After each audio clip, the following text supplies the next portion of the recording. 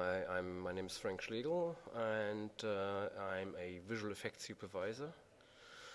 And in my very early years, I worked as a stop-motion animator, and from there on, sort of grew by learning by doing into the visual effects business, which obviously has changed a lot during the last couple of years. So I call it the pre-digital age.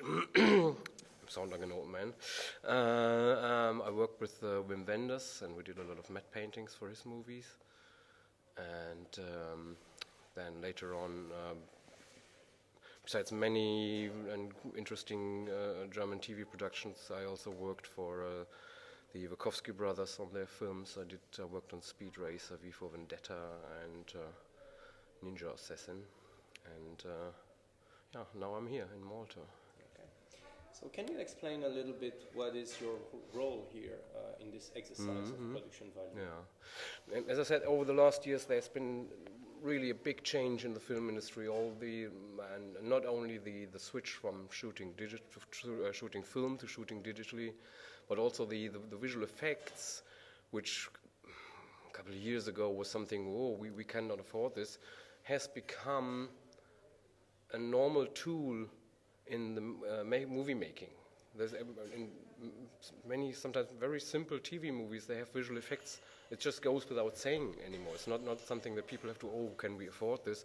Some of the stuff is really cheap. Other stuff can get very expensive, but it has become a normal tool of the trade.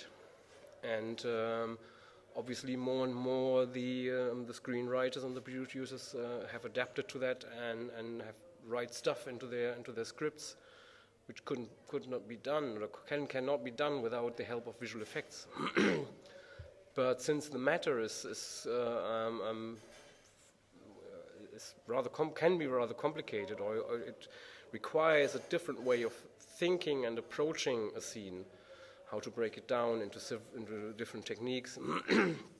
The guys here who the junior line producers and junior first ADs, they need input on how to tackle this, because a simple line in the script can mean a lot financially, as well as what it takes on the set to perform the thing. This may take, so I have to say, okay, no, I need a lot of reference. It just takes twice as long as it would take to shoot the scene normally. So they have to know this. And yeah, that's why I'm here. So I'm giving them this information so they can cope with their work. Well, certainly the project The Hound could have been the one where I could have stayed almost all day long. But since it had a special situation, it didn't turn out that way. There was no line producer to it, so I actually spent most of the time with the other projects, and they're all challenging in their way. All have special tasks that make them interesting.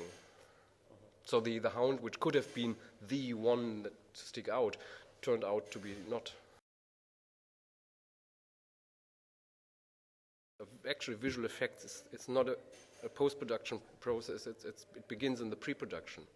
If you don't plan those things right away in the script in the very beginning, you might get lost during the shoot with this imagination, okay, we can change everything in post, which you can, it's possible.